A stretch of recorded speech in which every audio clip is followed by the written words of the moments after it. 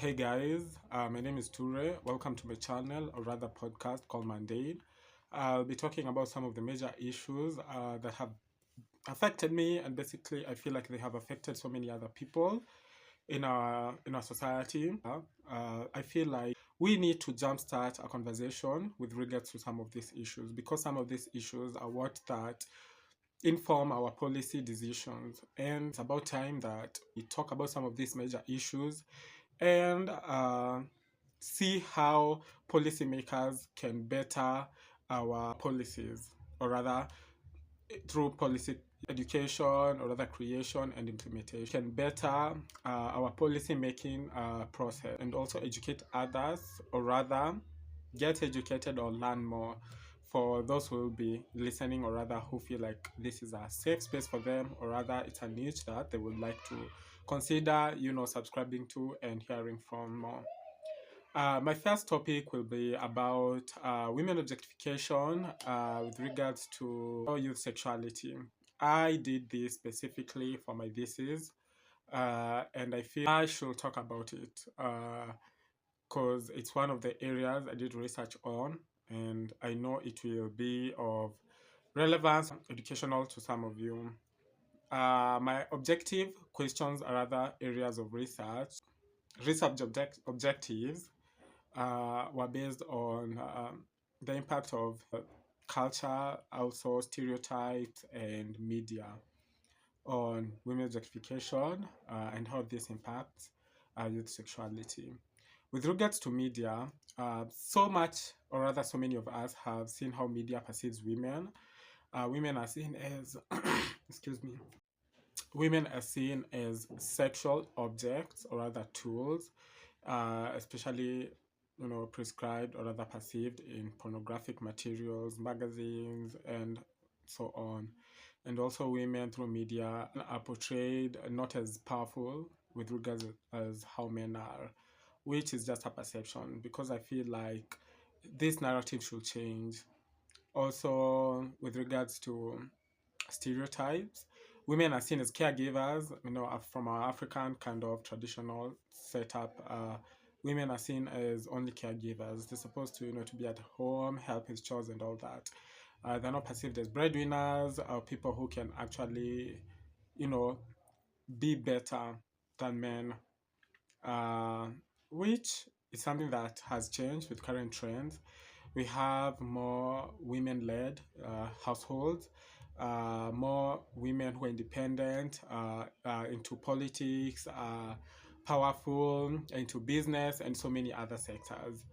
Uh, with regards also to culture, these topics, or rather these research questions, intertwine. I can't really say that they're distinctive on their own. Each and every one of them informs the other. With regards to culture, African traditional setup, uh, before Westernization, especially in our African setup, we've had women leaders. And this perception only changed after colonization, whereby women are perceived that they cannot be leaders, or rather, the empowerment was dimmed. And it's only now that, through almost a century, that people have been fighting for women's right, which is something that we as human beings are entitled. We are not supposed to be fighting for some of these rights, because we are all citizens of a country and we deserve equal rights, as the Constitution says. And that's how we are also we should also be perceived, because I feel that is a better way towards empowering our society and our communities. Uh, Basically, with regard to all that, how this translates to affecting youth sexuality is through the socialization process. Children learn how to behave, or rather how to perceive the world around them. We need more information. You can also reference from some of the major social scientists and theories. Although my research was based on people under the age of 15, basically upwards to 24, and how this, perception of how women objectified affects their sexuality. At this time period, so many of us are affected through peer peer pressure and perception and societal expectation or other norms of how we are supposed to be, how we are supposed to look at our environment around us. And as you can see, so many of us see women differently. All of us actually see each and everyone differently. I wouldn't say that we all have a similar sense of perception towards, how we view each other. What women are entitled is respect, equity, and this objectification mumbo jumbo should just basically end, which is something that might, but it's not easy because it requires for you to change a thought, or rather thinking perception of how the mass, or that the masses, view people, or rather view women. Um, Through my study, for those who want to read more about this, I can share the link and you can read for yourselves also. And I feel we should talk about some of these issues because how we've always perceived women has always translated to how policies are implemented, or rather how policymakers come up with policies. We have policies that are always discriminatory, uh, from political atmosphere to basically major sectors that we have all over in our different professions, and this should change. And it can only change when you and I view women differently and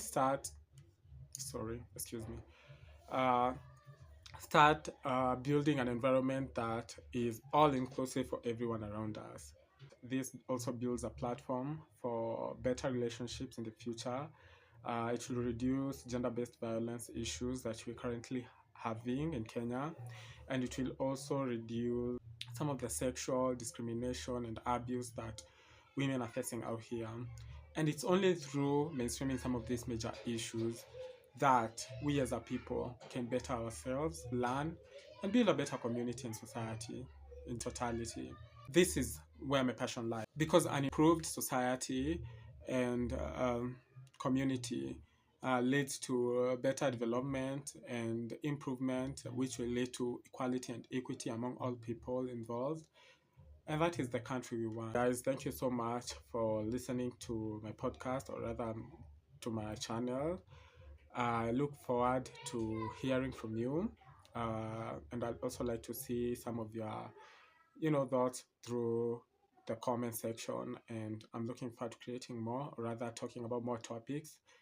Yeah, it's been a while, but hopefully I will be creating more soon and soon. So thank you guys again. See you later. Rather see you soon. Bye.